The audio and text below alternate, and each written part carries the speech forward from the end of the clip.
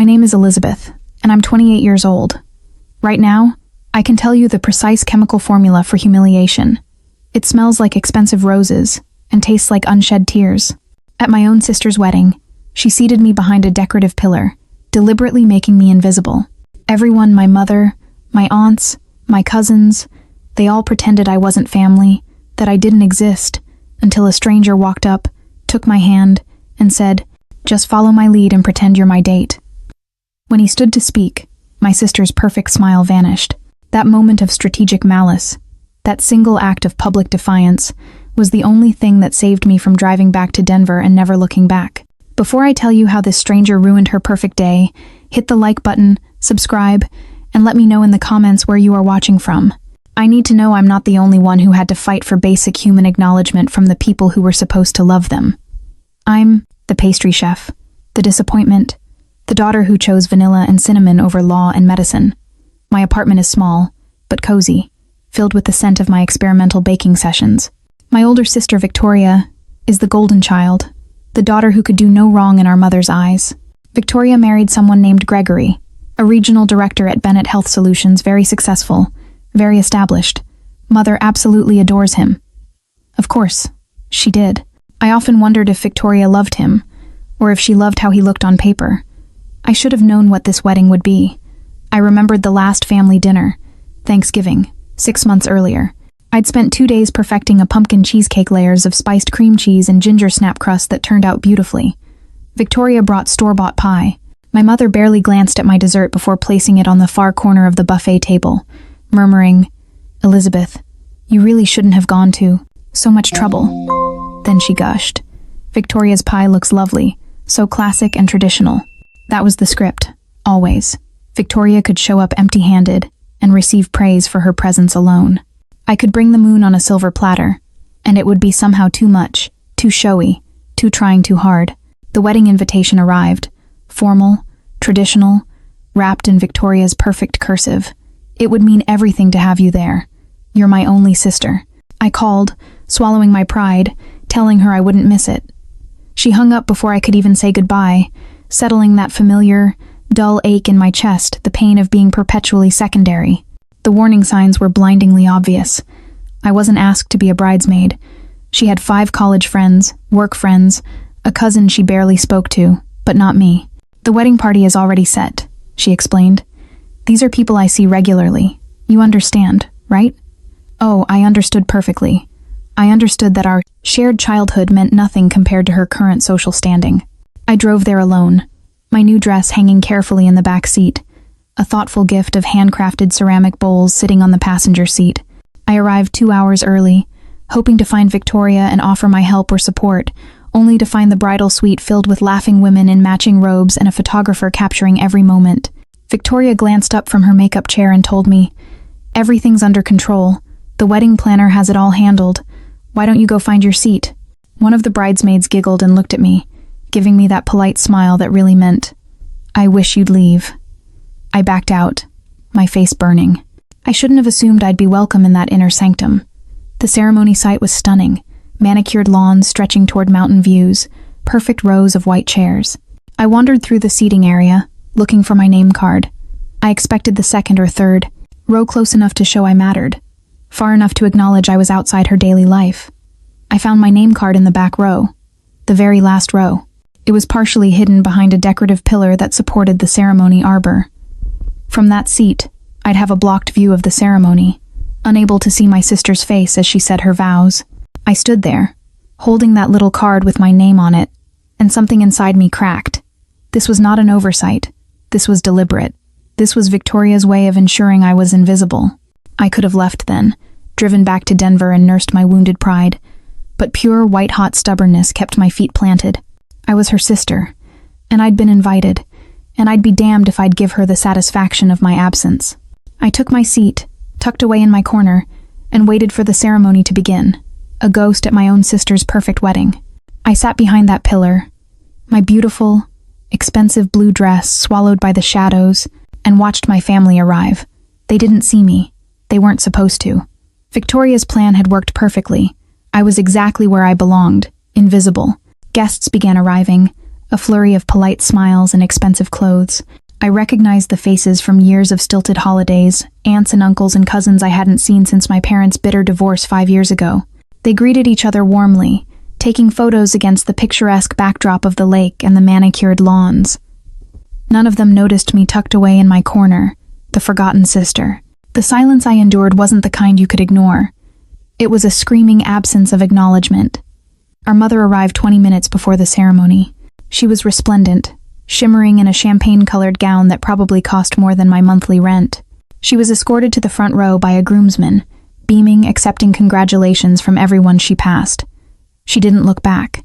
She didn't scan the crowd for her younger daughter. Why would she? I was exactly where I was supposed to be, out of sight, a non-entity, a fact she was perfectly happy to reinforce. The ceremony began at 5 o'clock sharp, the music swelling from hidden speakers. I craned my neck around the decorative pillar, desperate to catch a glimpse, a fragment of the event that I had been expressly invited to witness. The view was terrible. I could see maybe 40% of the actual ceremony, mostly the backs of people's heads and an occasional flash of white lace. I was literally watching my sister's perfect moment through a crack in the wall, a symbol of my marginalized existence within my own bloodline. Victoria appeared on my father's arm. My father, who I'd barely spoken to since he and my mother divorced, looked proud and distinguished in his tuxedo. Victoria was stunning, her dress a masterpiece of lace and silk. I watched them glide down the aisle together, remembering the times my father would spin me around our living room when I was small, before the expectations, before everything fell apart. Did Victoria remember those times? Did she ever think about the family we used to be? Or was she too busy building her new, perfect, marketable life? It was in that moment of acute, blinding pain, straining to see past the obstacle my sister had placed between us, that I noticed I wasn't entirely alone. A man sat 2 chairs away from me, also partially hidden by the pillar. He was younger than most of the guests, maybe in his early 30s, wearing a perfectly tailored charcoal suit. He had the kind of sharp, intelligent features that belonged in a magazine. But what truly struck me was the expression on his face. He looked as out of place and uncomfortable as I felt. He wasn't bored. He looked deeply cynical, like he understood the transaction happening and wanted no part of it. He caught me looking and offered a small, sympathetic smile. It was a shared look of utter exasperation at the pretentiousness of the event. I smiled back weakly, an acknowledgement of our mutual purgatory, before returning my attention to the ceremony, or what little I could see of it. Victoria and Gregory exchanged rings and kissed to enthusiastic applause, and just like that, my sister was married. The whole event lasted maybe 25 minutes, feeling both longer and shorter than I expected. As guests began standing and flowing toward the cocktail hour, the stranger from my row approached me. Up close, his gray eyes were striking, intelligent, and they seemed to see more than they should. They saw the shadow of the pillar, the shame of the back row. That was quite a view, wasn't it? He asked, his voice carrying a dry hint of amusement. Spectacular, I replied, the bitterness seeping into my tone. I especially enjoyed the back of that gentleman's head in row 8. Very photogenic. He laughed, a genuine, honest sound that made something tight in my chest loosen slightly. I'm Julian, and I'm guessing from your prime seating assignment that you're either someone's least favorite relative or you insulted the wedding planner. Elizabeth, I said, meeting his gaze. I'm the bride's sister, actually. His eyebrows rose, surprise crossing his features. Her sister? And they put you back here? Apparently, I said, the pain now hardening into defiance. I'm not part of the wedding aesthetic. Julian studied me for a moment, and I knew he was seeing past the bitter humor and straight into the wound. Well, that's their loss, he concluded. The cocktail hour is about to start, and I have a feeling it's going to be just as awkward as the ceremony. What do you say we face it together? He was offering me a lifeline, an escape route from the shame. I knew I should refuse, that my pride demanded I be fine on my own. But I was tired of being fine. You don't have to pity me, I managed. It's not pity, he said, extending his arm in an old-fashioned gesture. It's strategic alliance. I hesitated for only a moment, but then I linked my arm through his. Together, we walked toward the cocktail hour, and for the first time since receiving that cream-colored invitation, I didn't feel completely alone. I had an escort, a handsome shield, and a partner in rebellion against the perfect, cruel hierarchy of my family. Linking my arm through Julian's felt like stepping across a boundary. It was an old-fashioned gesture of chivalry that instantly made me visible.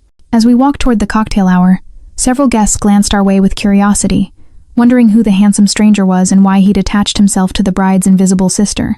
It was a small victory, but it meant I wasn't just the shadow behind the pillar anymore.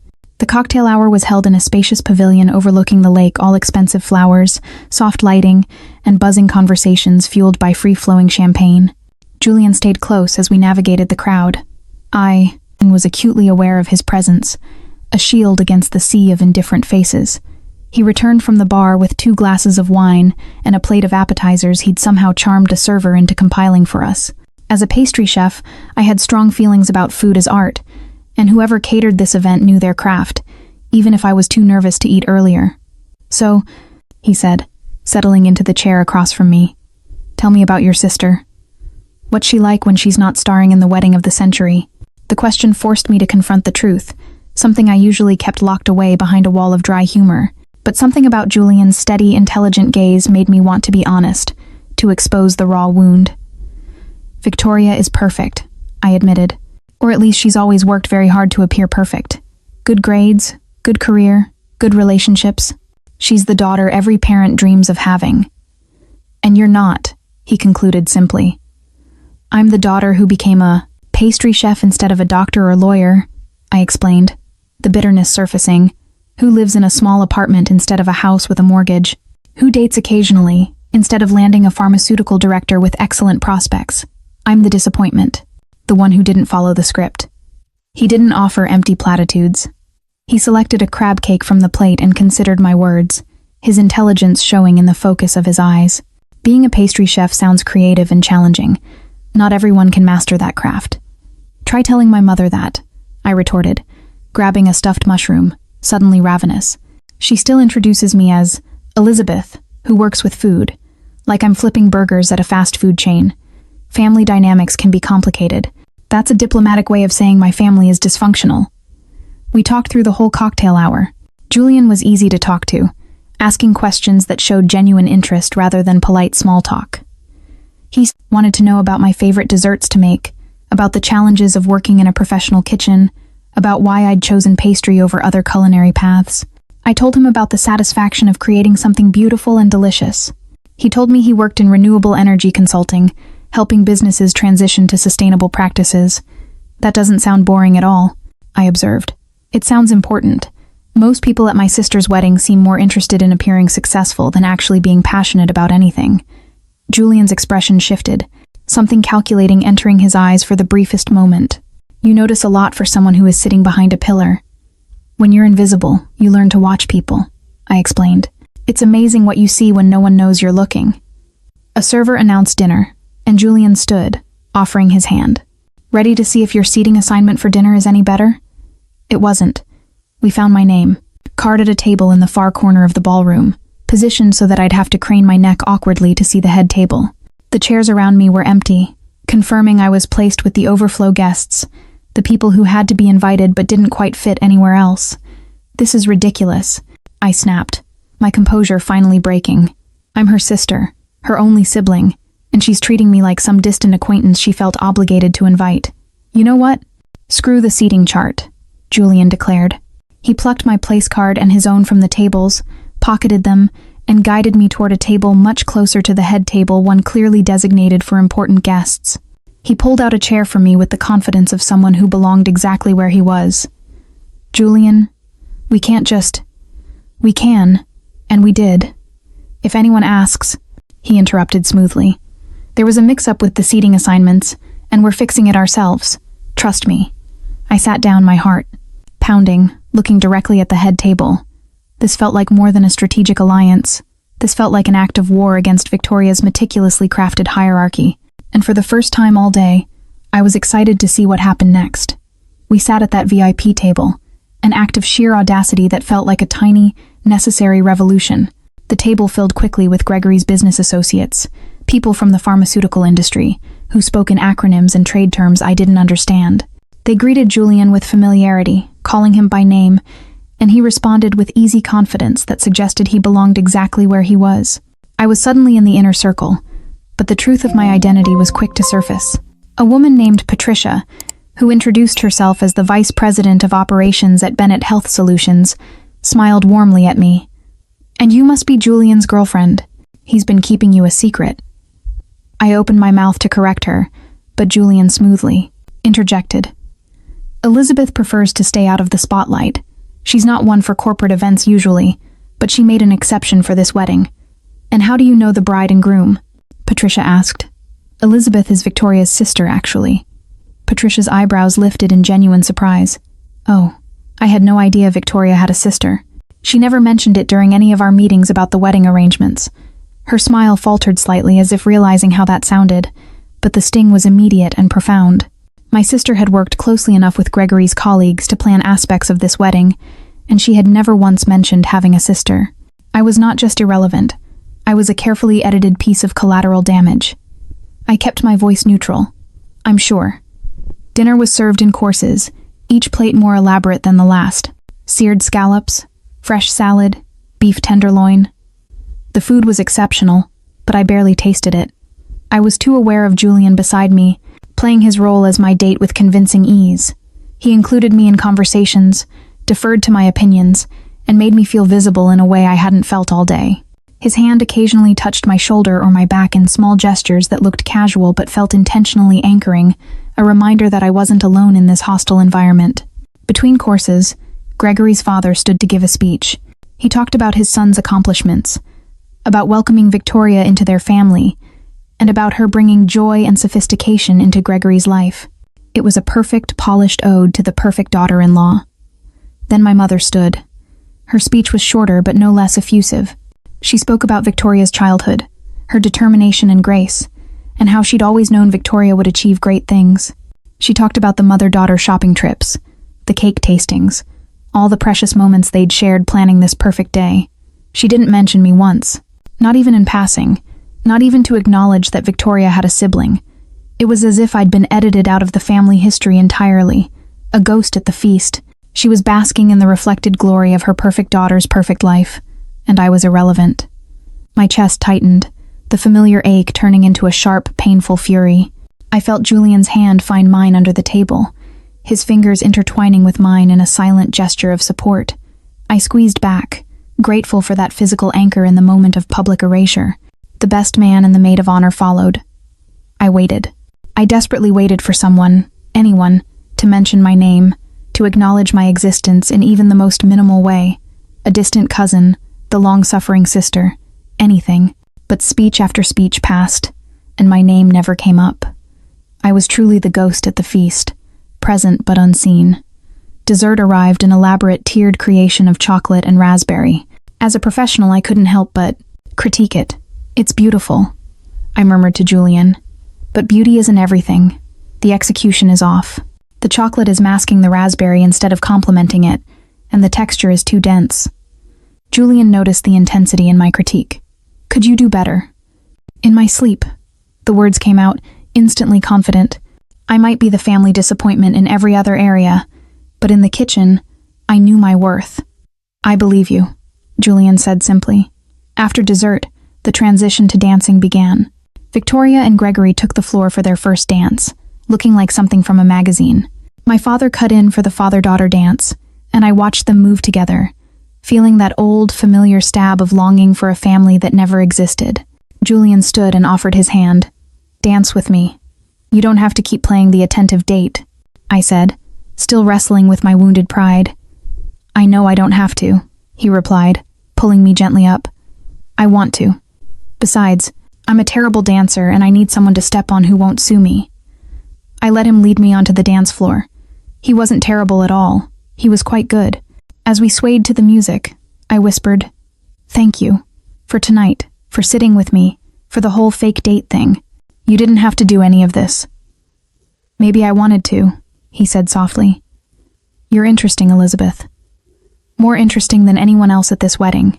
I know you're talented and underappreciated. I know you see through the superficial nonsense that most people accept without question. And I know you're hurt, but you're trying not to show it, and that takes strength." His words hit me deep. He saw me. He didn't just see the disappointment behind the pillar. He saw the strength it took to endure the humiliation. My eyes burned with unshed tears, but I refused to cry.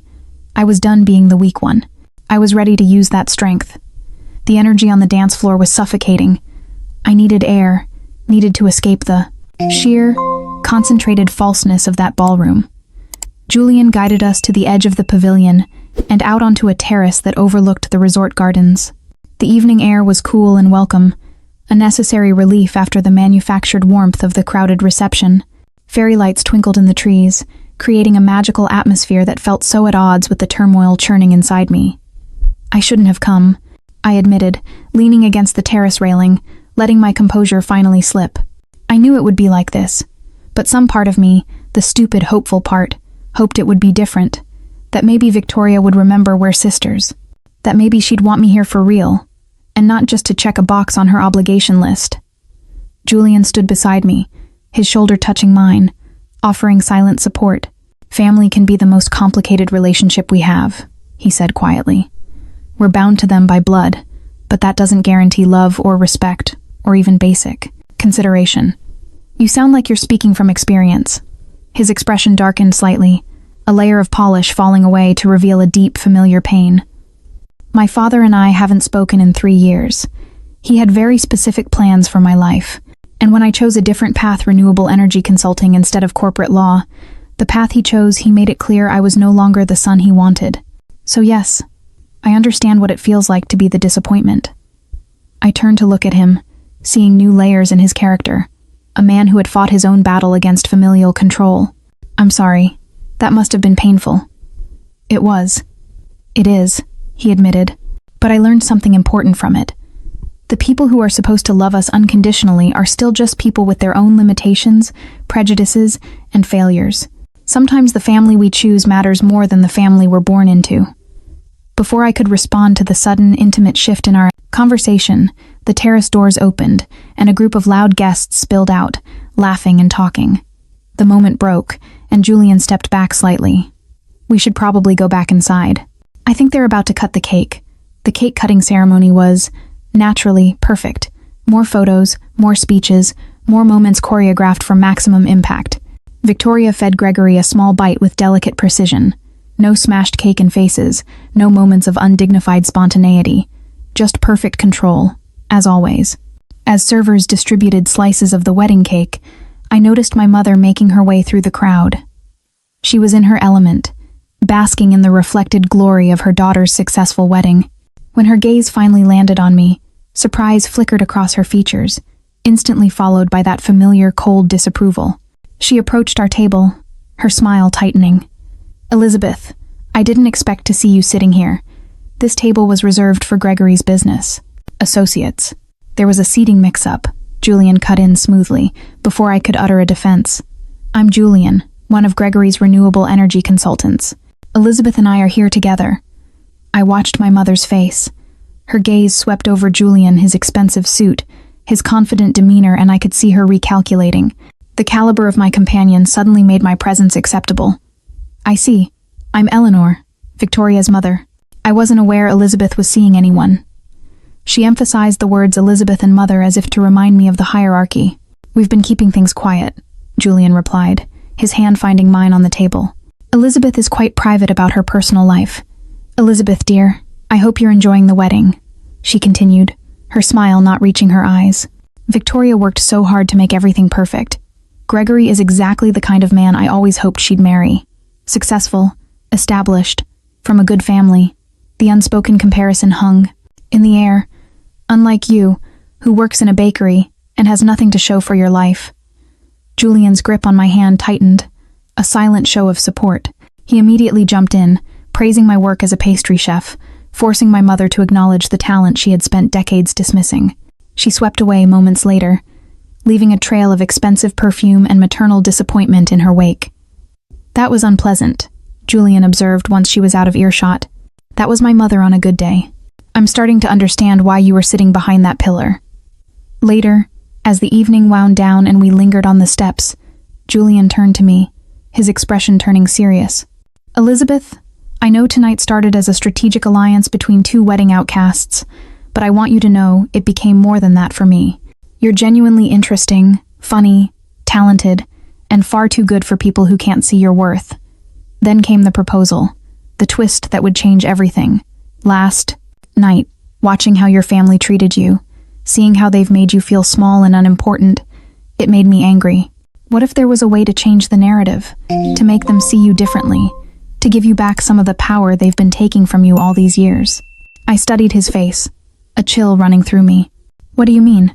Gregory's company, Bennett Health Solutions, has been in talks with my firm about a major sustainability overhaul.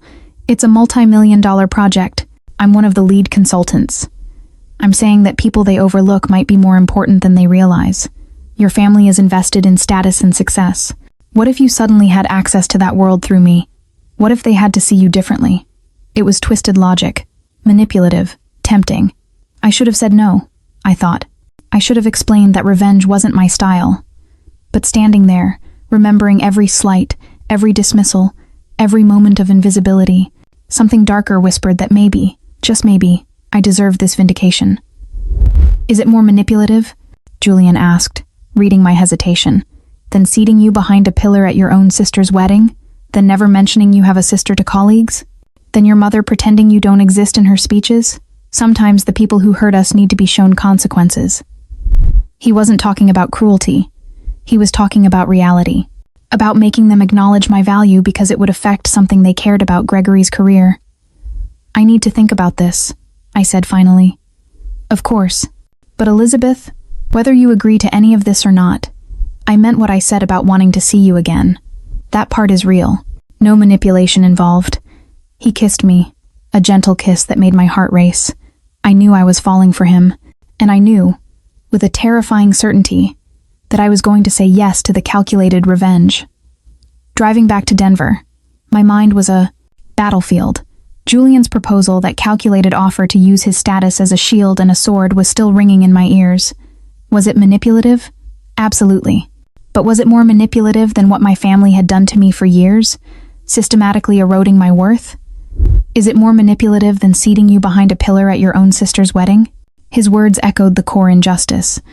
I wasn't going to sabotage anyone's career, but the thought of Victoria being forced to acknowledge me, to include me, was intoxicating. I needed to think. The next week passed in a blur of work and confusion.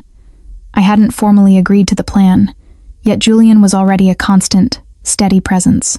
He texted me daily, casual messages that gradually built into longer conversations. We talked about books we'd read, places we wanted to travel, childhood memories that shaped us. He never pushed about his proposition. He just talked to me like I was someone worth knowing. He never brought up Victoria, or revenge, or any of it. He just focused on me. On Friday, he called. I have a business dinner next Thursday in Denver. A potential client I'm trying to woo. Would you want to join me? Fair warning. It might be boring corporate talk, but I'd love your company. Are you sure? I don't know anything about renewable energy consulting. That's exactly why I want you there. You'll keep me honest. Keep the conversation from disappearing completely into jargon. Plus, the restaurant is supposed to have an incredible pastry chef.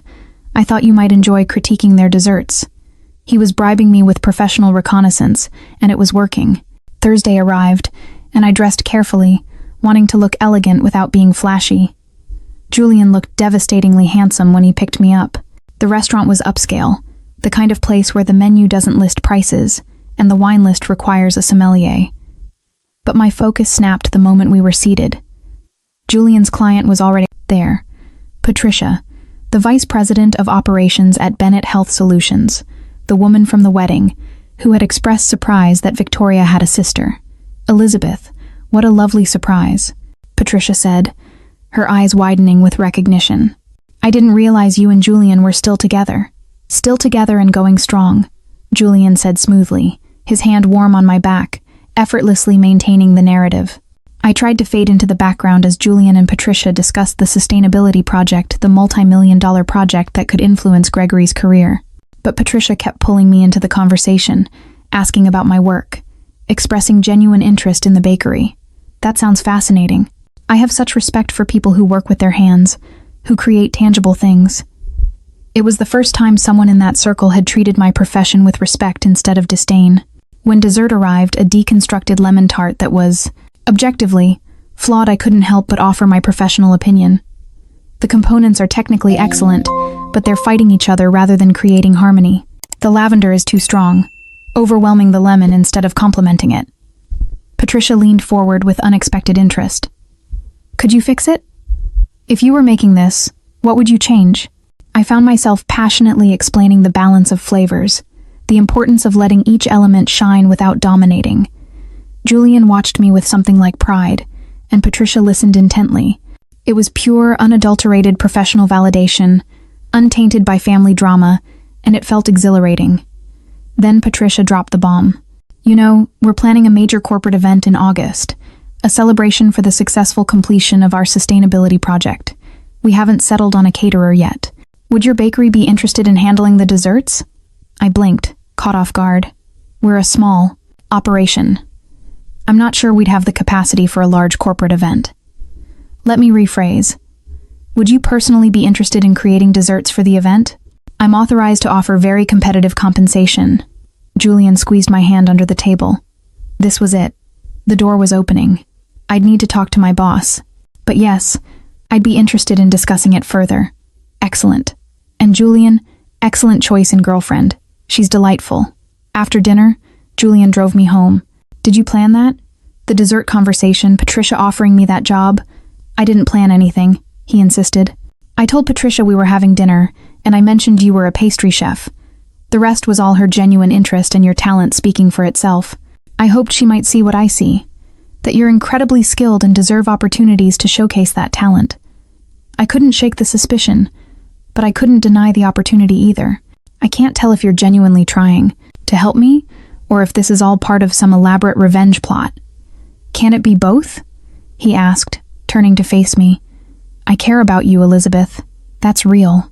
But I also think the people who've dismissed you should be forced to reckon with your worth. He paused, his vulnerability catching me off guard. For what it's worth, I'm falling for you. That complicates things too, but I'm not sorry about it. My breath caught. I'm falling for you too, just so you know.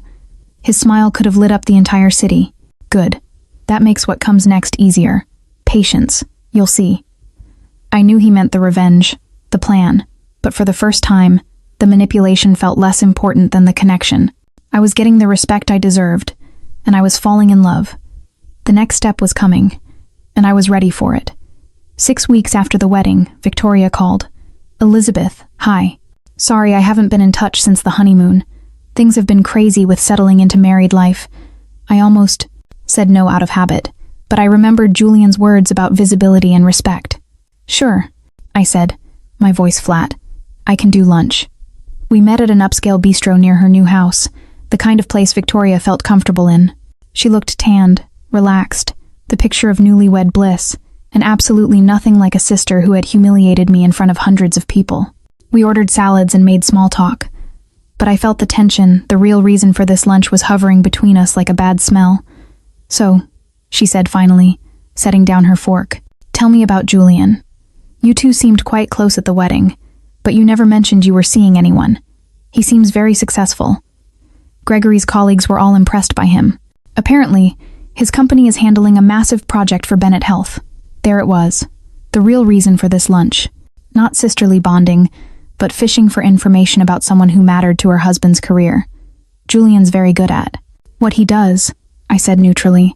I was fighting the urge to tell her the whole truth, that her fiancé's VP was so impressed with my work, she'd offered me a catering contract that would pay 3 times my usual rate. But I held my fire. The vindication would be sweeter later. I'm just surprised you never mentioned him before, she pressed, a flicker of suspicion in her perfect blue eyes. I mean, I told you all about Gregory when we started dating. I tend to keep my personal life private, I returned. That was a lie, but it was her lie, the one she hid behind. And I heard you're doing the desserts for the Bennett Health event in August. That's wonderful. Gregory mentioned Patricia was very impressed with you. She stirred her salad absently. Then, finally, the performance began. Listen, I wanted to apologize if things felt weird at the wedding. I know the seating arrangement wasn't ideal, and I feel bad that we didn't get much time to talk. I stopped her. The lie was too insulting. The seating arrangement put me behind a pillar, Victoria. It wasn't just not ideal, it was humiliating. She had the grace to look genuinely uncomfortable. That was the wedding planner's mistake. She didn't understand family dynamics, and by the time I saw the setup, it was too late to change things without causing chaos. You could have mentioned having a sister to Gregory's colleagues, to anyone, but you didn't. Patricia didn't know I existed. She said you'd never brought it up during all your planning meetings. Victoria's face flushed. I don't talk about my personal life at work. That doesn't mean I'm hiding you. Doesn't it, though? I demanded, the dam finally breaking. When was the last time you invited me to anything? When did you last call just to talk? Not because you needed something or had an obligation? Elizabeth, you're being dramatic. We're sisters. Of course we have a relationship. Do we? I countered, my voice tight with pain. Because from where I'm sitting, we have a biological connection, and not much else. You treat me like an afterthought, like someone you have to include out of duty, but would rather forget. What bothers me is the pretense. Don't invite me to lunch and act like we're close when we both know we're not. Victoria set down her fork, her composure cracking completely. Fine. You want honesty? I'll give you honesty. You made choices that embarrassed our mother. You chose a career path that she couldn't brag about to her friends. You refused to conform to the expectations we grew up with. And yes, that created distance between us. I'm sorry if that hurts your feelings, but it's the truth. Her words were brutal, but they confirmed what I had always suspected. I wasn't the disappointment because I'd failed. I was the disappointment because I'd refused to compete on their terms. Thank you for finally being honest, I said quietly. But here's some honesty back. I'm not embarrassed by my choices. I love what I do, and I'm good at it. If that's not enough for you or Mother, that's your problem, not mine. And I'm done apologizing for being myself. I stood, dropping enough cash on the table to cover my meal. Thanks for lunch, Victoria, and congratulations again on your marriage. I hope it brings you everything you're looking for. I left before she could respond, my hands shaking as I walked to my car. The conversation had been brutal but necessary. Something fundamental inside me had shifted. I had finally said the things that needed saying, and now I was done accepting scraps of affection from people who saw me as lesser. The stage was set. I called Julian that evening and told him everything. I'm proud of you, he said. Are you ready for the next step? The Bennett Health event is in 3 weeks. I want you visible and acknowledged and impossible to dismiss. I thought about Victoria's flushed face and the years of being treated as less than. Yes, I whispered. I'm ready. The 3 weeks leading up to the Bennett Health event passed in a glorious, focused blur. The brutal honesty of the lunch with Victoria had been a strangely energizing force. She wanted to classify my success as a fluke, a side hustle. Fine. I would give her a show of competence so undeniable that it would shatter her perfect, carefully constructed world. I worked obsessively on the dessert menu. This wasn't just catering. This was an act of artistic defiance. I created elegant individual portions that would be both beautiful and utterly impeccably delicious. Chocolate raspberry tarts topped with gold leaf, lemon panna cotta with edible flowers, miniature opera cakes with perfect razor-sharp layers, and honey lavender macarons that melted on the tongue. Each piece was a work of art, proof of my skill and dedication. I might be the family disappointment in every other area, but in the kitchen, I was a master, and now I had a high-profile audience to prove it. Julian was there too, a constant, grounding presence. He helped where he could, mostly by taste-testing components and offering honest, intelligent feedback. Our relationship had deepened during this time, moving from the exciting uncertainty of new romance into something far more solid. I was busy, focused, and exhausted, but every time I saw him, the stress lifted. He was easy to be with, making me laugh and challenging me to think differently about things. The physical attraction was undeniable, but what truly surprised me was how much I enjoyed simply being around him. We had silently agreed not to talk much about Victoria or my family during these weeks. It was like we'd created a small bubble where that drama didn't exist, where I could just be myself without the crushing weight of family expectations. I was falling in love with him, though I hadn't said the words aloud. I suspected he felt the same. That real, authentic connection was the most powerful counterpoint to the calculated game we were about to play. He wasn't just a strategic partner, he was my person, the one who saw my talent and my worth without demanding a sacrifice in return. The night of the event arrived. It was being held at an elegant event space downtown, all glass walls and modern architecture. I spent the afternoon setting up the dessert display, arranging each piece on tiered stands with strategic lighting to highlight the artistry. This display was my weapon, my declaration of independence. Then came the final touch. I changed into a stunning emerald dress Julian had insisted on buying me, telling me I needed to look as impressive as my desserts. My hair was styled in soft waves, my makeup flawless. When Julian saw me, the raw admiration in his expression made the hours of effort worthwhile. "You're breathtaking," he said simply. "You clean up pretty well yourself," I replied, meeting his gaze. The event was already in full swing when we made our entrance. 200 guests mingled throughout the space, pharmaceutical executives, city officials, and business leaders. And there they were, Gregory and Victoria, across the room, deep in conversation with a group of colleagues. My mother was there too, looking elegant in champagne silk. The entire cruel hierarchy was present. Patricia, Gregory's VP, spotted us immediately and rushed over. "Elizabeth, the desserts are stunning. Everyone is already talking about them. You've outdone yourself." Julian smiled, his presence supportive and strategic. He was positioning me not just as the chef, but as his partner. In this world that valued connections and status, being Julian's girlfriend carried weight. I watched Victoria notice us from across the room. I saw her expression shift from confusion to recognition to something that looked deeply uncomfortable. She said something to Gregory, and they both looked our way. Julian murmured in my ear, "They've spotted us. Ready to remind them you exist?" Before I could answer, Gregory was approaching, Victoria right beside him. The final act was about to begin, and I knew I had to channel every ounce of pain from that pillar seat into a quiet, unwavering confidence. I was no longer the invisible sister. I was Elizabeth, the successful pastry chef, and this was my stage. The moment Julian and I made our entrance into the event space, the entire atmosphere shifted. I was no longer an invisible outlier. I was the essential partner to a key consultant, and I was the evening's featured caterer. I spotted Gregory and Victoria across the room, and I channeled all the pain of that pillar seat into a quiet, unwavering confidence. This was my moment. Patricia, Gregory's vice president, spotted us immediately. She pulled me from group to group, introducing me, not as Victoria's sister, but as the talented pastry chef responsible for the incredible desserts. People complimented my work, asked about my training, and requested business cards. I was visible in a way I'd never been at any family event, acknowledged for my actual skills, rather than dismissed for my life choices. Julian stayed close, his presence both supportive and intensely strategic.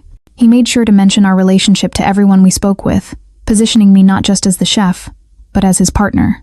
In this world that valued connections and status, being Julian's girlfriend carried weight, and I could feel Victoria's awareness of that weight from across the room. I watched her notice us, saw her expression shift from confusion to recognition, and then to something that looked like discomfort. She said something to Gregory, and they both looked our way. Julian murmured in my ear, "They've spotted us. Ready?" Before I could respond, Gregory was approaching, Victoria glued to his side. "Julian. Elizabeth. Good to see you both. Elizabeth, I've heard nothing but praise for your desserts. Very impressive work." His praise was strained, his politician's smile not quite reaching his eyes. Victoria stood slightly behind him, her expression carefully neutral. "Thank you, Gregory," I replied, maintaining a professional distance. "I'm pleased they've been well received." An awkward silence stretched between us. Gregory quickly broke it, saying he needed to discuss the final phase of the sustainability project with Julian. The two men moved away, leaving me alone with my sister. The moment felt heavy with all the unspoken words of the last year. "You've been busy," Victoria said finally, her tone implying suspicion. "Landing major catering jobs, dating important consultants. Quite a change from the last time we talked." "I've always been busy," I countered, letting the anger finally sharpen my voice. "You just never noticed. You spent years dismissing what I do as insignificant. Now that it's benefiting your husband's business connections, suddenly it matters." Her carefully maintained composure cracked. "What do you want from me, Elizabeth? An apology? Fine. I'm sorry He didn't appreciate your career choices. I'm sorry the wedding seating was bad. I'm sorry we're not closer. Is that what you need to hear?" "I don't need anything from you anymore," I said, my voice quiet but absolute. "That's what you don't understand. I'm not the little sister begging for scraps of approval. I've built a life I'm proud of with people who value me for who I actually am. People like Julian, you mean? She sneered, unable to hide the resentment. Gregory says he's very influential in his field. Very useful to know. You think I'm using him, or that he's using me? That's the only way you can understand this, isn't it? As a transaction. I knew she couldn't conceive of us genuinely caring about each other. She could only see it through the lens of status and manipulation. You show up at my wedding alone and invisible, and now suddenly you're dating someone Gregory's company depends on and getting hired for major events. It's quite a transformation. She had backed herself into a corner of forced civility, having to talk to the sister she'd tried to erase. Before I could respond, Julian returned with Gregory. Both men looked tense. Gregory immediately pulled Victoria away, his tone brooking no argument. Victoria, we should mingle with the other guests.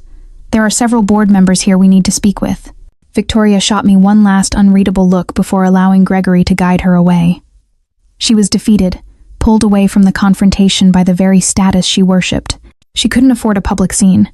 That looked intense, Julian observed. She thinks I'm using you to gain status or that you're using me to influence Gregory's business decisions. Does her opinion matter to you? He asked. I thought about it, honestly. Not as much as it would have a few months ago. I'm done needing her approval. Good. Because you're about to get something better than approval. He smiled, a calculating expression in his eyes. Watch. I was done needing Victoria's approval. Good. Because I was about to get something far better than approval. Absolute. Public vindication. Julian squeezed my hand. Watch, he whispered, that calculating expression back in his eyes. Patricia, the vice president, approached the microphone set up near my dessert display. The room quieted instantly.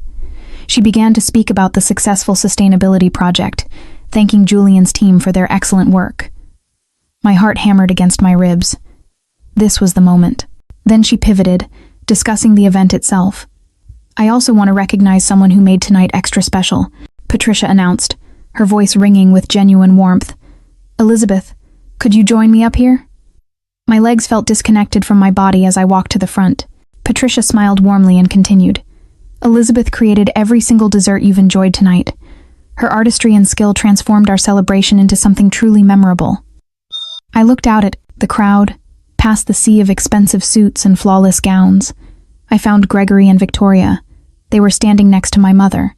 Patricia's words were a professional endorsement, but they were also a sledgehammer to Victoria's carefully constructed world. More than that, Patricia continued, looking directly at the pharmaceutical executives. She represents exactly the kind of innovation and dedication we're trying to foster at Bennett Health Solutions, which is why I'm pleased to announce that we'll be partnering with her for all of our major events going forward. The room erupted in applause. I stood there, stunned, as Patricia handed me an envelope containing the contract. My eyes immediately found Julian in the crowd.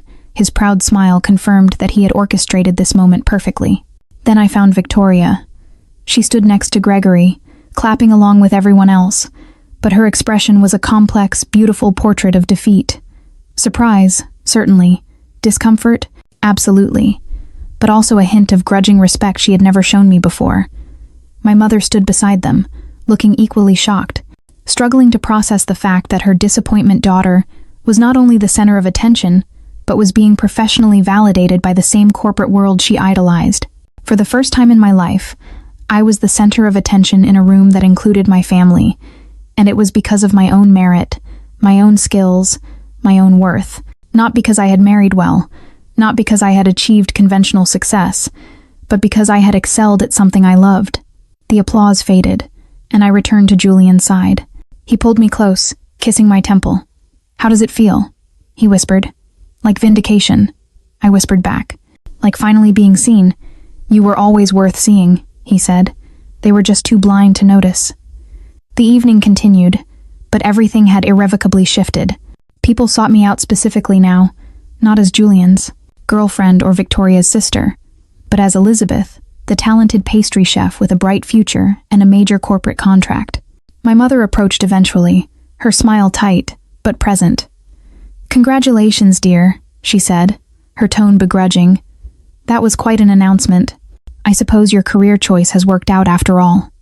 It wasn't an apology, but it was a grudging recognition that perhaps I'd known what I was doing all along. As for Victoria, she was forced to stand by as my success became intertwined with Gregory's career. Her perfect life now required my presence. She had spent years making me invisible, and now she was trapped in a situation where she had to make me visible, had to sing my praises to her husband's colleagues, had to pretend we'd always been close. Her perfect smile had vanished, replaced by the permanent discomfort of forced civility. The irony was the sweetest part. She had constructed her own cage, one where she'd forever be reminded that the sister she dismissed had become someone she couldn't afford to ignore. The best revenge hadn't been about cruelty. It had been about finally, definitively proving that I mattered, and forcing my family to clap for my victory.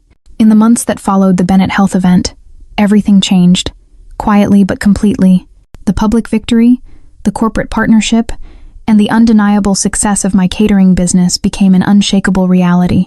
The Bennett Health partnership led to other high-profile events, showcasing my work and earning me the respect and compensation I had always deserved. I was no longer the invisible sister. I was Elizabeth, the sought-after pastry chef. Julian and I moved in together. Our relationship deepened into something permanent and real, moving beyond the thrill of strategic alliance into a foundation of genuine love and mutual respect. We talked about the future marriage, children, and building a life that honored both our ambitions. He saw my worth, not as a transaction, but as an inherent quality, and that was the ultimate antidote to my family's poison. As my life stabilized, Victoria's became increasingly constrained by the very status she craved. She and I reached a cautious détente. We weren't close, probably never would be, but there was now mutual respect. She had learned that dismissing me came with consequences, that I had value beyond her narrow definition of success. Our interactions remained formal, but cordial family gatherings were no longer the painful exercises in invisibility they had once been. My mother struggled more with the adjustment.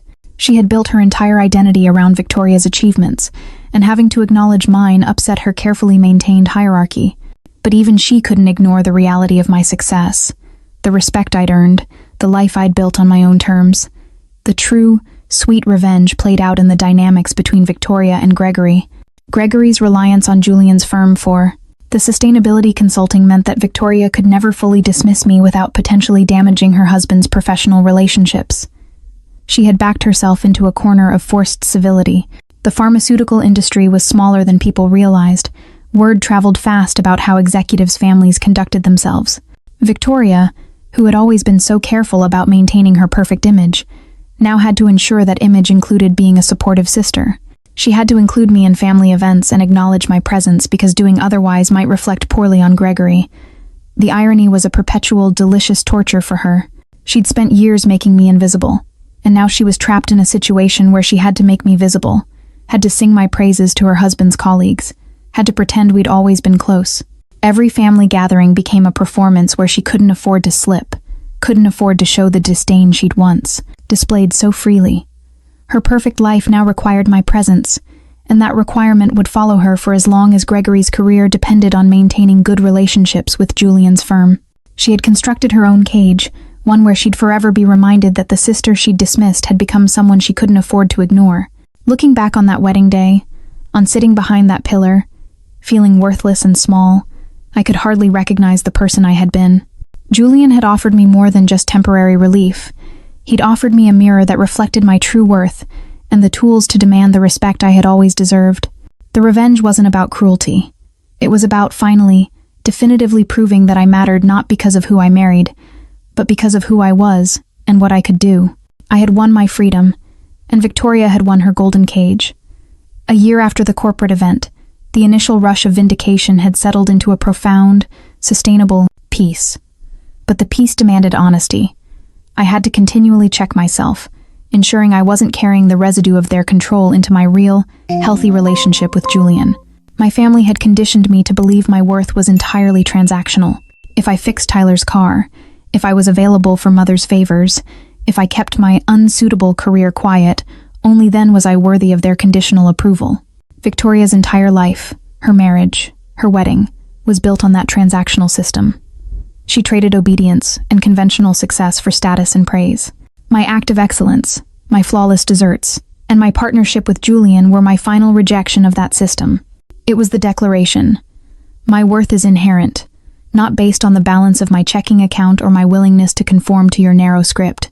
The true cost of my peace wasn't the hours I spent baking for the corporate event. It was the final, devastating realization that the people I called family were completely, fundamentally incapable of unconditional love. They were dangerous because they confused blood with guaranteed prey. Victoria and Mother were not just flawed, they were emotional predators who used status and dismissal as weapons. That realization felt like a wound finally closing, leaving a deep, irreversible scar, but one that was necessary for my survival. I was no longer angry, not in the screaming, shaking way of the wedding. My anger had cooled into a fierce, crystalline resolve, a powerful indifference. I didn't need their acknowledgement, their approval, or their apologies. The most powerful form of revenge wasn't the corporate contract. It was thriving without them. It was allowing myself to be happy, safe, and free from their emotional orbit. Victoria's discomfort, her forced civility, and her perpetual fear of a professional misstep that might damage Gregory's career were her self-inflicted punishment.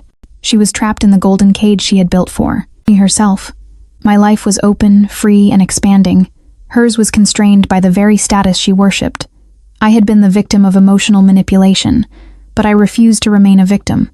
My story was now one of survival, independence, and victorious self-ownership. I was not unstable, as they implied. I was fiercely stable, precisely because I had removed the source of all the instability from my life. That stability was my final, quiet, perfect revenge. I had exchanged their toxic hierarchy for my own self-sovereignty. My life, after the strategic war and the public victory, is defined not by the insults they hurled, but by what I managed to save: my talent, my son's eventual peace, and my own self-sovereignty. The original anger that fueled the war against the pillar seat and the erasure eventually subsided. It was replaced by a fierce, protective gratitude. My family, in their desperate need for control, had become the tool of my liberation. By demanding my obedience and then attacking my worth, they forced me past the point of return. They forced me to find the courage to lock the door and to proclaim my independence. The true cost of my freedom was accepting the final, cold reality. Victoria and Mother were incapable of genuine, unconditional love. Their actions were never about me. They were about maintaining their fragile status within their social hierarchy. Victoria traded her genuine sisterly connection for the status of marrying a pharmaceutical executive, and in doing so, she became the permanent jailer of her own perfect image. The irony of her situation is the most beautiful form of justice. She spent years making me invisible, and now, my undeniable success, my worth, is inextricably linked to her husband's career. She is trapped in her golden cage, forced to be civil, forced to acknowledge my value, perpetually reminded that the sister she dismissed is now someone she cannot afford to ignore. Her punishment is not ruin. It is obligation. The best revenge was never about sabotage. It was about thriving without them. It was proving my worth was inherent, not transactional. Julian saw that worth immediately. He didn't just love me. He respected my fight. He didn't just play a role. He became the real partner who helped me demand the respect I deserved. I found a true family built on mutual admiration, not blood debt. I am no longer the disappointment or the invisible sister. I am Elizabeth, the sought-after pastry chef, the confident partner, and the sovereign owner of my own life. I look at Julian, I look at the success of my business, and I look at the door of my home no longer hiding behind any pillar. If you are listening to this, and you are standing at your own emotional crossroads, remember this. Don't wait for forgiveness or an apology that will never come. Choose yourself. Choose your peace. Build your boundaries and defend them fiercely. The price of freedom is high, but the price of remaining enslaved by someone else's definition of your worth is your soul. I chose my worth, and in the quiet success of my own kitchen, I finally won the only war that mattered.